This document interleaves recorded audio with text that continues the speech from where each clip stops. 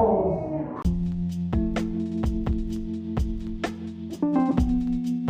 Hi everyone, I'd like to introduce y'all to Brown Boy Chronicles, a podcast by four Indian friends sharing their life experiences and views on the world, talking about their struggles, their come-ups, and just coming together and cracking some jokes. We hope y'all enjoy.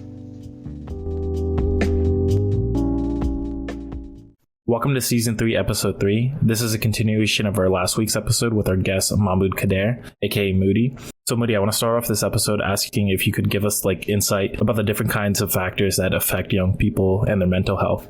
What worries me is part of understanding some of the root causes and the issues that we're seeing, right? Young people are not only going through issues because they're not able to breathe or they're not able to be present.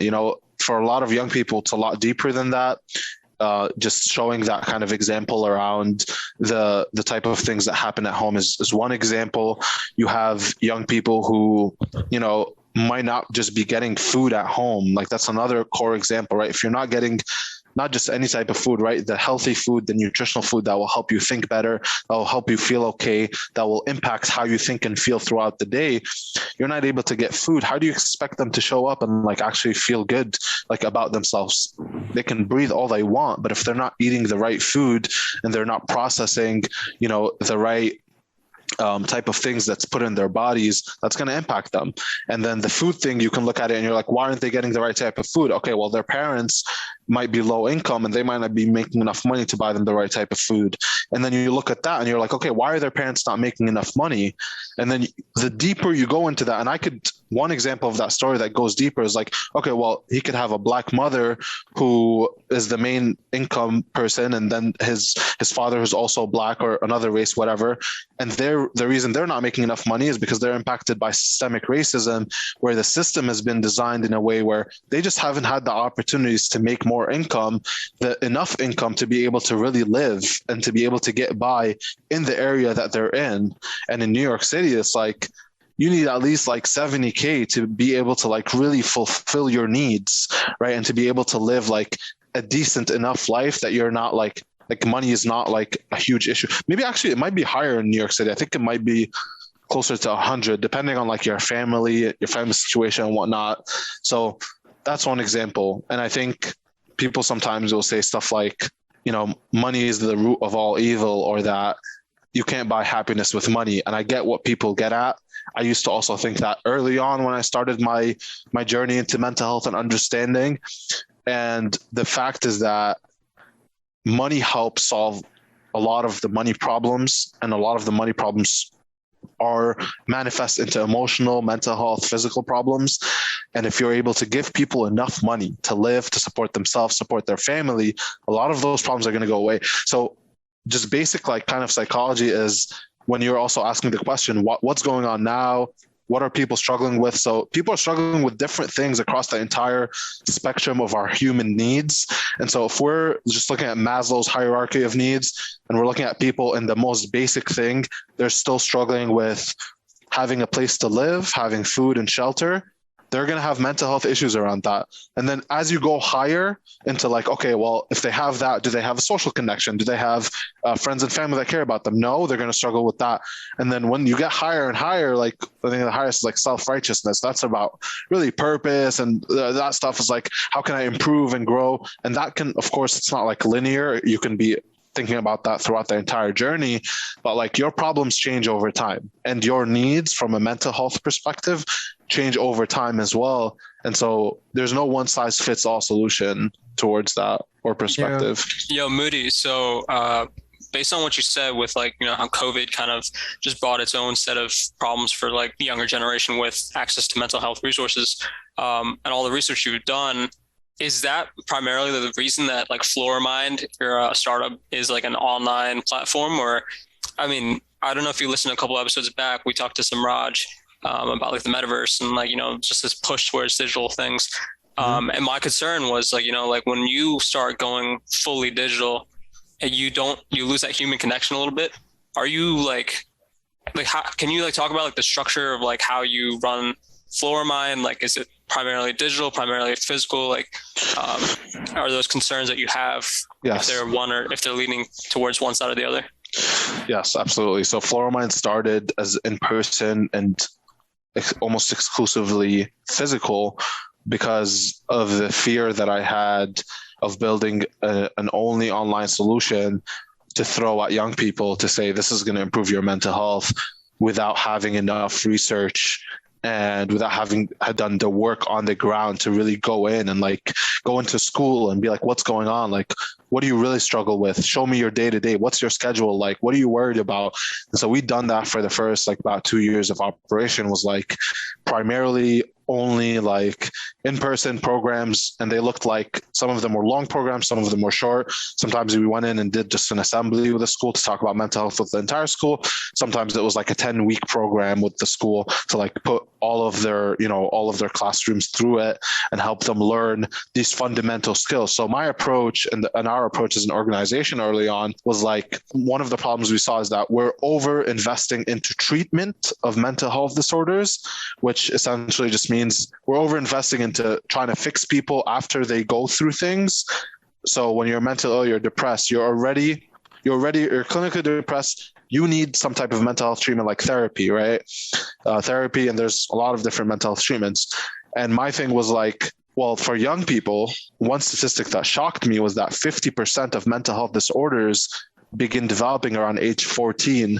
And a few years back, I was already seeing the data that it's getting worse and worse. So I was like, we need all solutions again, but we really need to overinvest because it's been so underinvested in prevention and early intervention. So this thought process of like, how do we prevent people from becoming worse and worse? How can we provide them with things to help prevent that? And mental health education seemed like a solid solution early on, which is essentially for us teaching young people the skills, the knowledge, the resources to be able to manage their emotions, to understand what emotions are, to understand mental health, and not just in a vacuum, to understand it holistically. How does your nutrition impact your mental health? How does your use of social media? So we have like, courses on social media usage.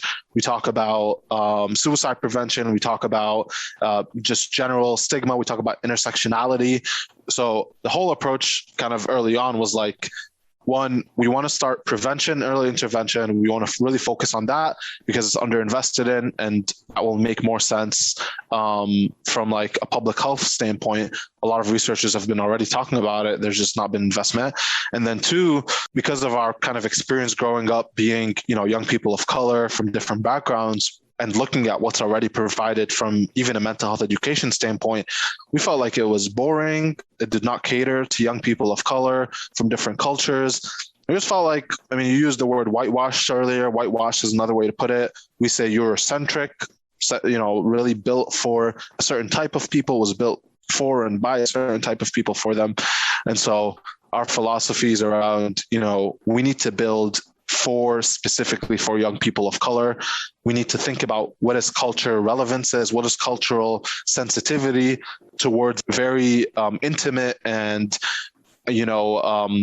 very sensitive conversation about mental health. So those were the main things. So we designed our curriculum, we implemented it in schools. And so it looked like, a lot of activities, a lot of discussion, teaching everything from breathing to like self-reflection. And I think, of course, the pandemic happened and we did all of our stuff virtual, digital. And then we started thinking a lot about what we've been doing the last, few years was like the few years of the pandemic. Oh my God, it's been a while, has been still like doing a lot of these sessions online. So just kind of moving into a digital programmatic way of like working to support these different partners. And then we expanded into training teachers and parents as well, because of how much we were seeing the problem. Like if you teach a young person these skills and all the stuff about mental health, but they go back to an environment where the teacher doesn't get it and the parent doesn't get it, then it's going to be extremely hard, right? So again, this goes back to like, we need to tackle every angle. So where the future of FloraMind is going, where I'm spending a lot of time thinking now is kind of around what you mentioned, right? So what does it look like for us to think about mental health in a digital first world?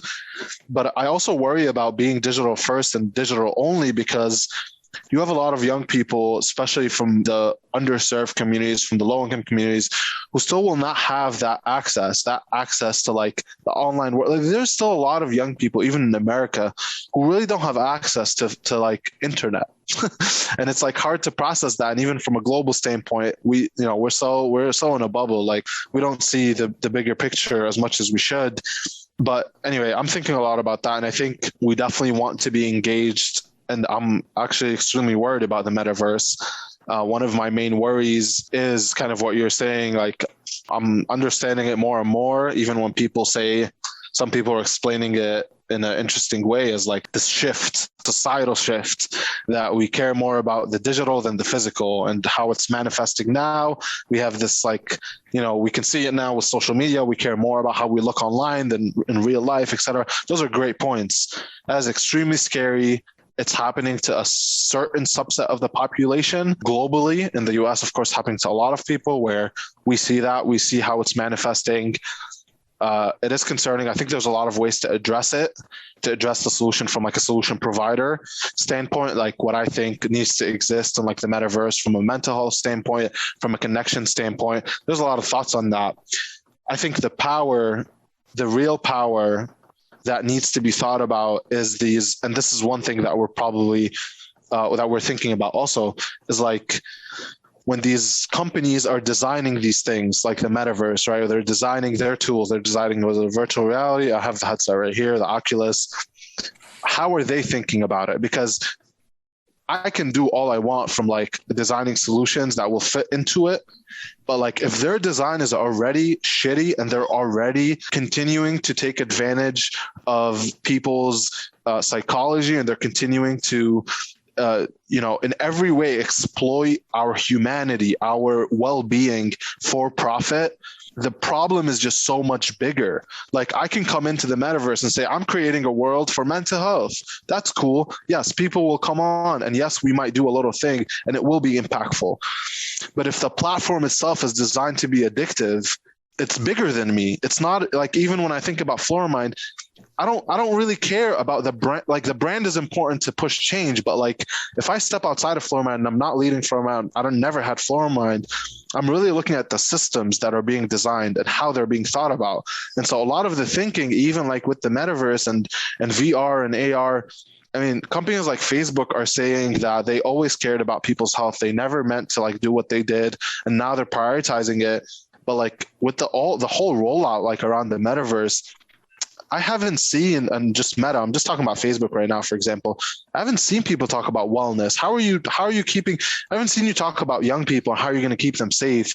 How are you thinking about these things? What are the plans to do that? What is the preventative approach so that in 5 years, we don't have to deal with a new influx of young people or anyone ending their life because they go online and they live this life online, and then they come back to reality and their life is shit. They hate their life. They hate how they look. They hate how they feel. They hate that their environment is not the same. And that's real. That's my number one fear with the metaverse, is that kind of like online and coming back to reality. Yeah, these like companies need to be like, in my opinion, held accountable for. I know like some social media platforms are transitioning to like be more sensitive to certain topics. I know YouTube recently like just took away the dislike button, right? You can't see how many people dislike a video. And it's not like that mob mentality to like dislike because there's like 10,000 other people disliking a video and stuff like that. Other than that, I agree with you. I haven't really seen any other like platforms really talk about that. But also going back to your one point about like your teachers, like how to like talk to kids. I agree with that too, because I watched your TED talk about toxic positivity. I never really thought about it that way. Whereas like people just want to just tell you the most positive thing and like just say, stay positive. Yeah. And to be honest, like I can empathize with people, but I can't like, it's just hard for me to like tell someone the right thing sometimes. Like in my head, like I'm like, I want to say something to this person, like he's telling me something, but it's hard for me to say the right thing. So sometimes I just shut the fuck up. Like I just don't talk, right? And I'm pretty sure like the other day, Deej and Lucky were talking about like, you know, Deej's struggles and Lucky was saying something. I just shut up. I know I mean well, but like my words might end up meaning something else to the person that's hearing it. Mm-hmm. Yeah, that's a great point. And I think if I would respond to that, I think a good general approach with like trying to understand how to support people who might be in a moment of like vulnerability or struggle, and you're like, what is the right thing to do? I think that's, of course, can be an overwhelming thing to put on yourself, like the idea that there's a right thing versus a wrong thing. There are things that will be right for some people that will be completely wrong for other people. And so it's very situational. It's depending on the person, depending on the situation.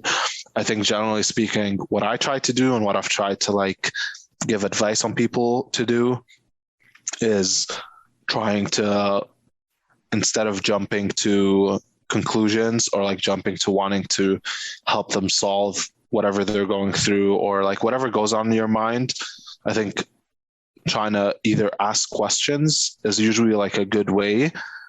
And you can always ask a direct question like, hey, like, thank you so much for sharing. Like, tell me about like what you're looking for, what type of support you're looking for. Sometimes people are not going to know, and that's okay. Sometimes, like you're saying, silence is really powerful. And sometimes they just want someone to do that. I think follow-up is always good. Like, hey, you know, I didn't want to say much during this time, but like I wanted to follow up and see like, how are you doing? Do you want to set up some time to work on this together?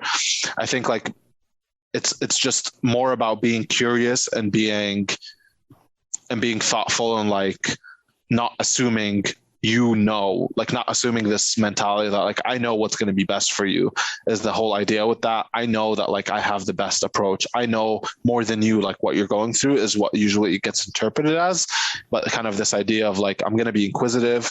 I'm going to try my best to be like empathetic in this situation, understanding, but at the end, I'm not going to give you a solution because maybe that's not what you need right now. So let me try to like work around it a bit. Let me try a few different things. And I think you also have to be okay with messing it up and being wrong, and also asking people, like usually trying to get some feedback, like, hey, you know, if you, whatever it is in the situation, you're like, hey, like, I know I tried to help you this time with this. Was that actually helpful? Like, is that what you were looking for? And leaving space for people to give you feedback, I think is extremely powerful. So on a highest level, it's just like about being more curious and being more like thoughtful towards asking questions. And I think being silent is always okay. And I think also just being there for them. Yeah, that's totally okay most of the time. Do you think like all positivity is toxic, or you think it's just like excess positivity is toxic? Because in my opinion, I feel like you still do need like a little bit of positivity. Like there needs to be like a balance, a mix of it.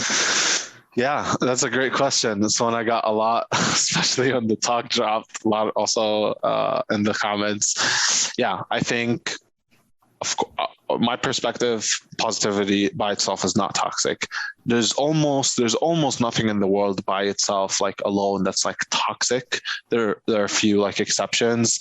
I think there's some type of universal truth around balance.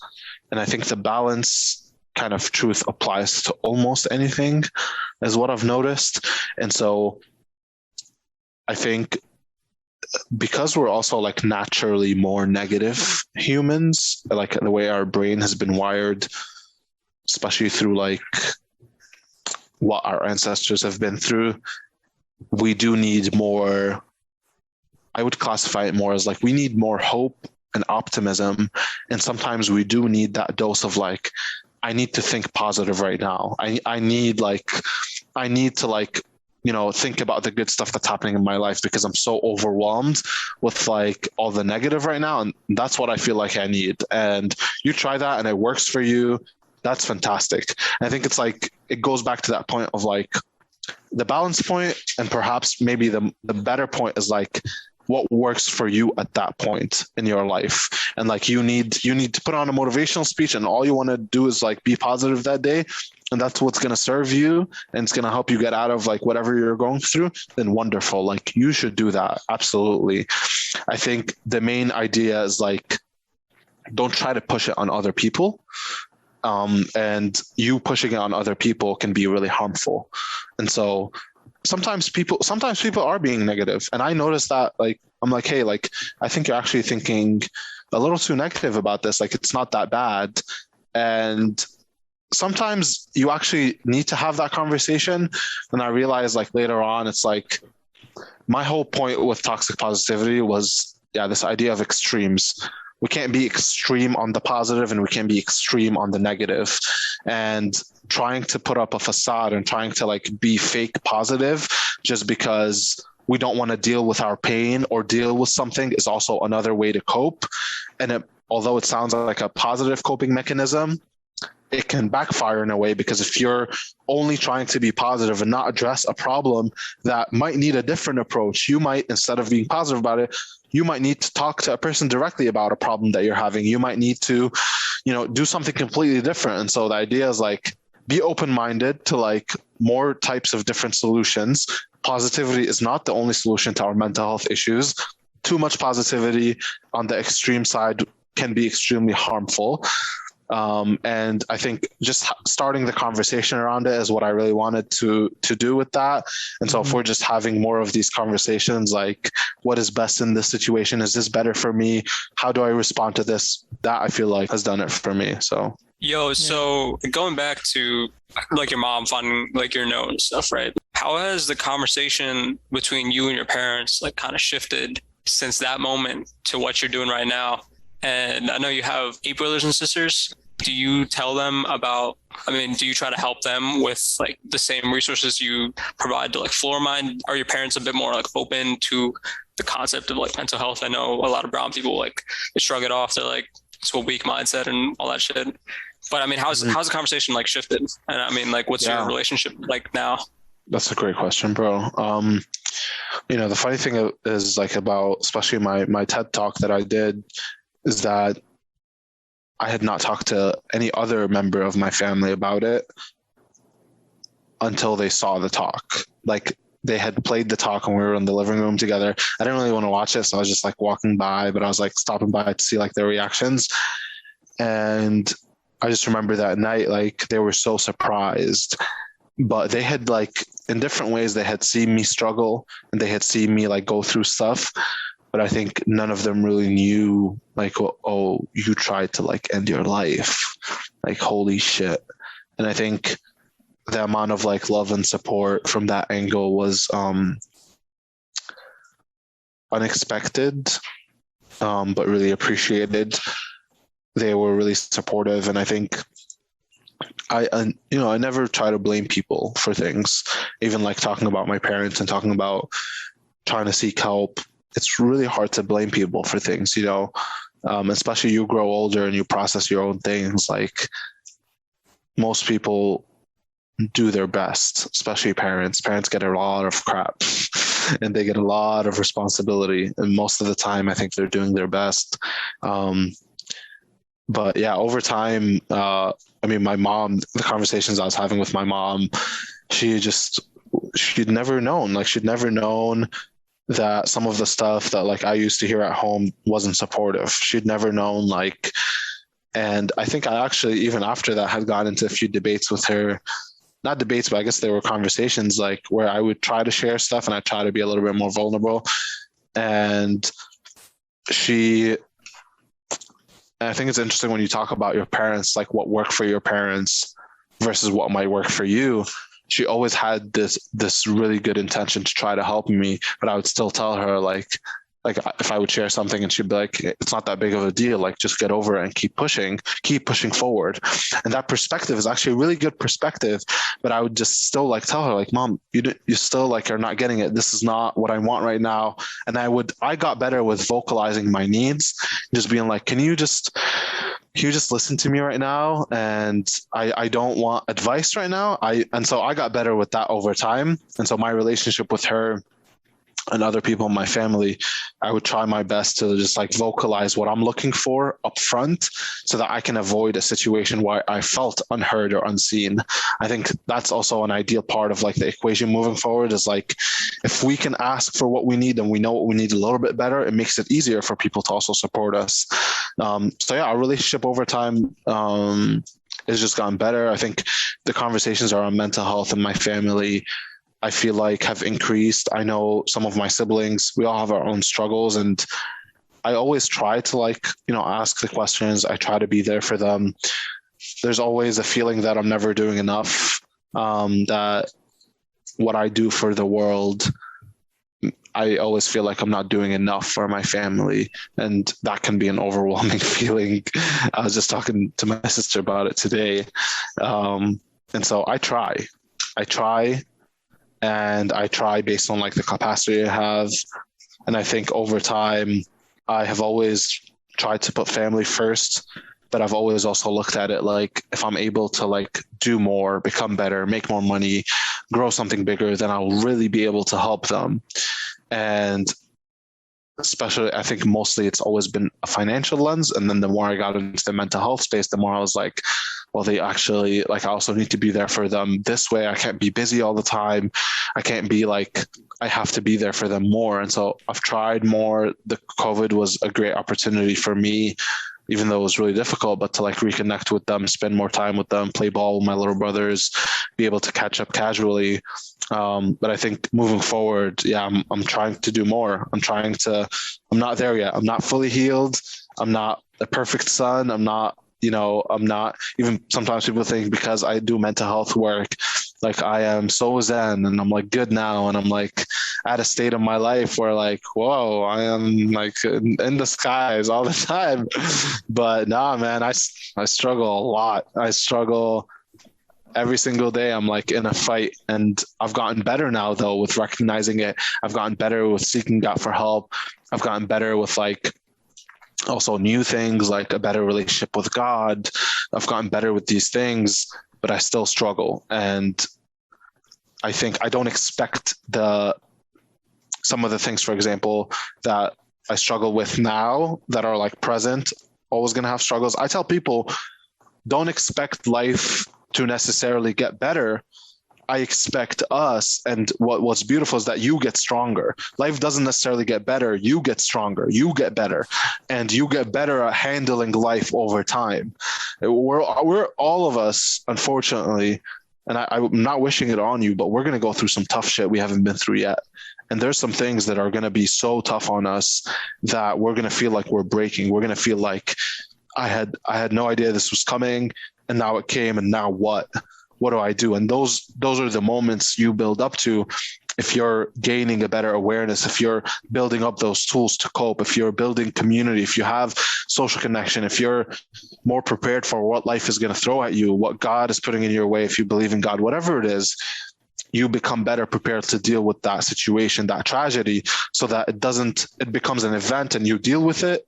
And hopefully you're able to get out of it quick versus like an event. And then boom, you fall, and boom, you're depressed for a year, and then boom, it's like 2 years later so that's the whole idea with also prevention and early intervention. So I definitely agree with one thing you said about like parents like receive a lot of slack and whatever, because I just realized this now, like just thinking back to what you said, that like, you know, it might be your first time opening up to your parent, but you got to realize it's probably your parents' first time as well hearing this from you.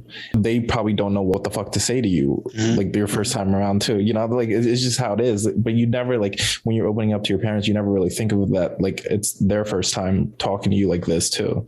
So that really just like opened up my eyes too. I mean, it's also a concern because like you also want to put them in an emotional distress too. It's like what Moody was saying earlier, like, you know, you want to make them worry, or you don't want to be a burden on anyone else. So like all those things like kind of compound where like it's like maybe I'll just like keep it in because like they're happy right now, why should I bring them down with me? And like you kind of get into this like deep hole where you just keep piling stuff inside, bottling it up, and then shit gets to a breaking point.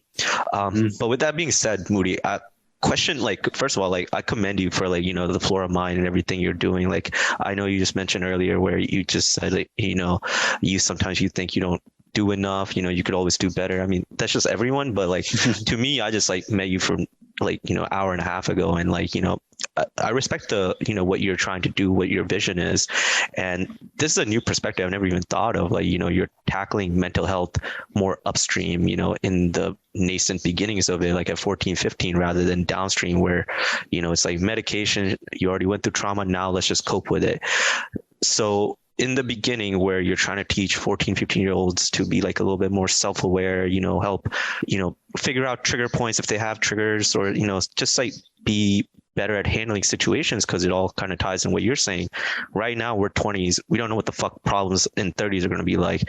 What we do know is how do we handle problems? I mean, it goes back to what we talked about last episode, but it was just like working on good mechanisms to handle those problems right now, because you can use those mechanisms to handle new problems down the road. Mm-hmm. But for kids at 14, 15, like what do you just like? I'm just trying to understand how FloraMind reaches to the youth. Do you like go to schools, give talks? Do you do you market yourself? Like, go to like reach out to other communities, be like, hey, like, mental health is a big thing. We provide this service, not service, but like we provide this avenue for 14, 15-year-olds to be aware this is the case. But the drawback I have, like when I was 14, 15, I was like a cocksucker. Like, I didn't even think about like mental health. I was just like, everything was a joke. It wasn't cool or anything. How do you break that barrier to like kind of tell them, hey, like, like it's like almost like, how do you like pierce that idea to them? Is it just like more so just always just having these conversations? Hopefully that it connects a certain word or dialogue, just connects with them. And that's to you, FloraMind reaching its goal, or like, because that's like when I think of like trying to tackle it upstream, the issues I would have is just like we're putting all this effort, like the youth might not be as receptive as much, like because you're not mature enough to kind of realize this is like a thing that will help me downstream, because you're in the moment, you're just thinking right now, all the vices you have and shit like that. So for FloraMind's vision and what you're trying to get out of it, how do you pierce that? Like, how do you tackle trying to kind of resonate what you're putting to the youth? That's a great question, Lucky. So I would say for the first part, what we do is like we partner with schools. We also partner with local government. We've also partnered with corporations and other organizations. And essentially the different ways we've done it is, yes, like sometimes we'll come into a classroom virtually now, and we'll just do like one lesson with a classroom. And that lesson will be like, let's talk about stigma and mental health. Or maybe sometimes a school will reach out to us and they'll say, hey, like we had a young person complete suicide, unfortunately, and we want to do something about it now. And that's extremely unfortunate, right? That it had to wait to that, but we'll come in and we might do a suicide prevention course. The other ways we do it is like they might be a little bit more proactive the last few years, and they were like, let's do that. I think it's important. Or, also New York State passed a law that made mental health education mandatory K to 12 to some extent.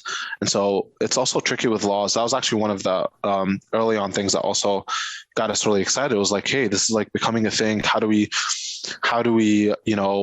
support it? How are people thinking about it? And it's always a challenge with policy, because like policy, it's like if something is mandatory, it's like, how does it trickle down? How does it get implemented? Who gets held accountable? And it was tough with mental health because mental health was not a funded mandate. And so anyway, that's a different conversation. But yeah, we've come in, we've done these programs, these schools. We come in with facilitators. So we have a team of facilitators that are trained. We have curriculum that we've designed, and the design of the curriculum, which I'll hit on the last point you were asking about, which is like, how do you make sure this is relatable? How do you actually get through to young people? And the design is something that we spent a lot of time thinking about. So one of the core components that I was mentioning earlier on cultural relevance, but I didn't get a chance to unpack it, was really, so we look at this to understand what is important and top of mind for young people. What do they value? What do they care about?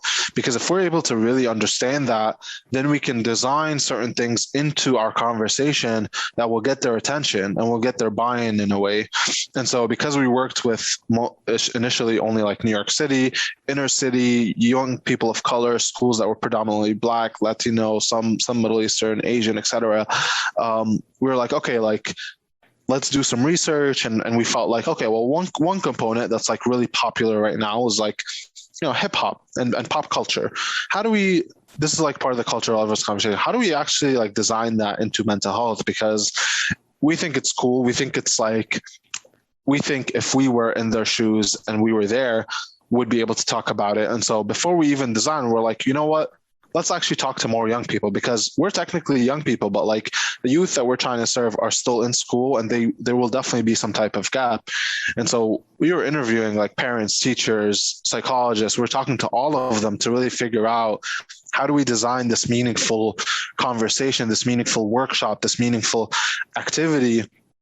And yeah, man, I mean, the details of what it looks like, for example, is like, we'll design, for example, we have one course about addiction and substance use, and for one of them we had a song. We put in a song into it. Almost actually every single one of our workshops has music involved.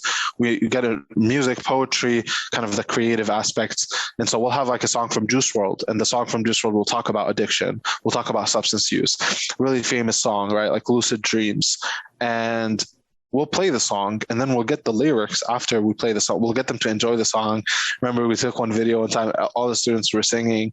It was actually one time we were doing the course, and the day before is when Juice WRLD, rest in peace, had overdosed from substance use, and we had designed literally his song into the course. It was a very weird like thing, and we were doing it. We played the song, and it was actually heavy on like most young people's mind that day. And then we showed the lyrics. We had the discussion about it. What do these lyrics mean to you? What happened? How does this relate to your life? And we do it in small group discussion. We do full classroom discussion. And yeah, a lot of our workshops look that way. So we'll do discussions, we'll do that, but every workshop also has components of skill training. So the discussion's important, but we don't want them to just walk away saying, oh, I had a great conversation. We want them to learn a skill. So we'll build something in like, all right, let's talk about one way to think about coping with, or one way to build good habits is like gratitude journaling. And let's teach you what that means. Let's actually do it during the classroom, during our time together. And so we'll always have a skill, we'll always have a discussion, we'll always have some type of music or creative piece. We'll always have some type of point where we're actually teaching the content. So like, what is actually addiction? What is substance use? What does it mean? And yeah, man, we'll always think about it from that perspective, is like, how do you make it engaging? And we've seen, like, because of the process that we've designed and the amount of thought and intention into it, it's been pretty effective. We have data from one of our programs, a 10-week program, where, we did the pre-post survey. We did a program evaluation of the entire thing throughout with a partner, and 96% of young people going through that program improved in at least one social emotional learning capacity, or emotional intelligence capacity. There's 6 of them, like self-awareness. I don't remember all of them, but that was like one example of like a study we had done, or a program evaluation, if you will, on our programs to try to measure that. So it's always hard to measure mental health improvement, but there are more promising ways now, or like growing with those data. But that's those are some of the ways we've thought about engaging and designing. I also like how you the way you made FloraMind kind of like a curriculum / like course kind of, whereas I feel like we've all in high school or something probably had something about like depression or something like on a PowerPoint slide within an hour, and that's it. Whereas this, like, you're building skills and stuff like that, which I really respect that. You're doing some dope stuff, man. Applaud you. Thank you, guys. I mean, it takes the work of all of us to contribute to it, and just you even bringing me on to talk about this. And I know you all have your own perspective. Everyone's doing mental health work in a way without even knowing it.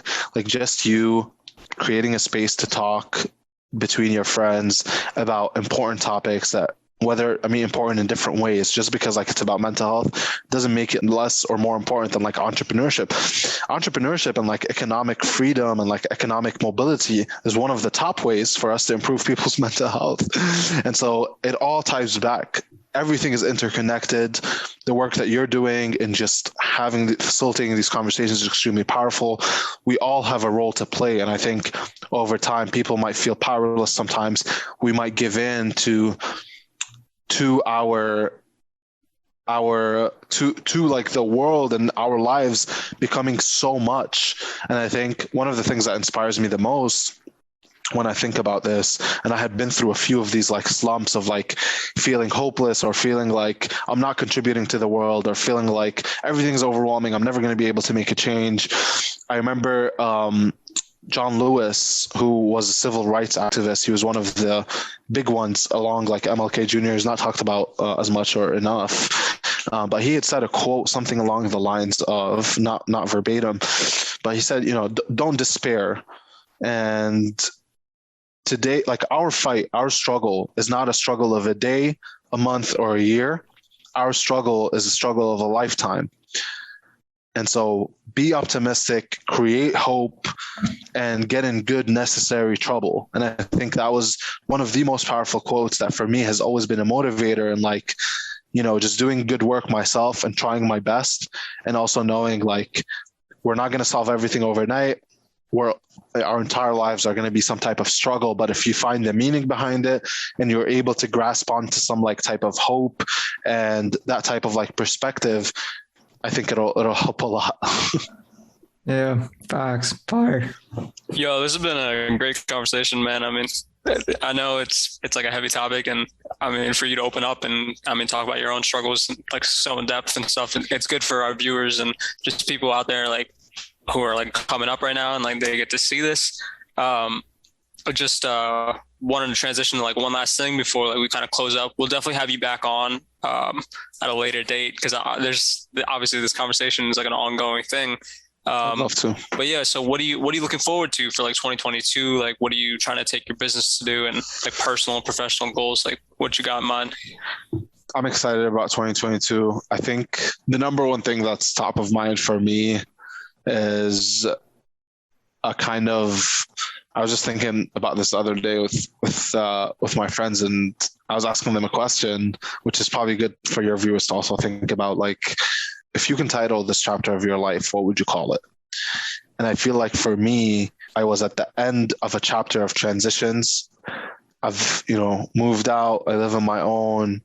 I'm working on FloraMind more, but I also have a day job now and balancing everything. And so I think the next phase for me for 2022, I think the theme is going to be something kind of around a very, I don't know how to say it, but it's like a focus on within a lot more.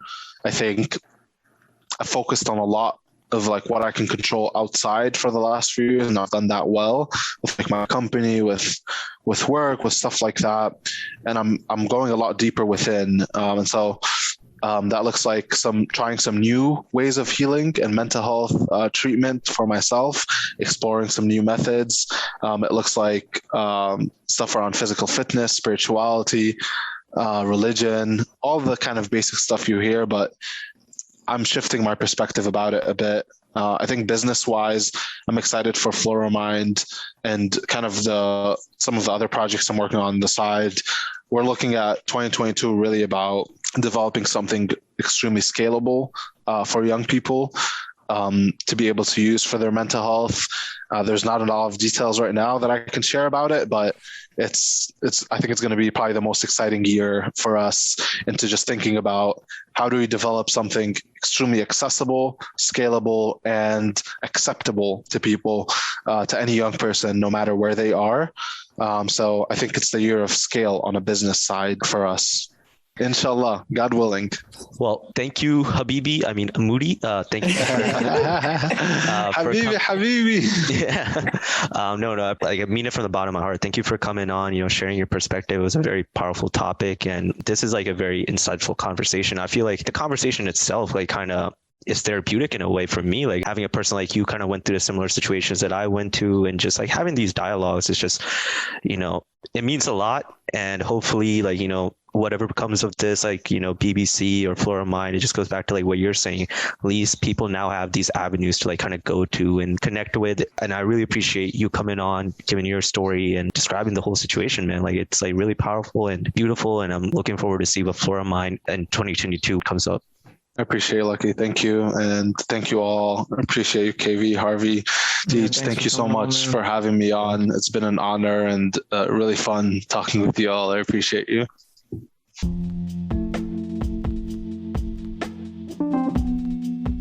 All right, guys, thanks for listening to the Brown Boy Chronicles podcast. We are available on all podcast platforms, including Spotify, Apple Podcasts, Anchor, and YouTube.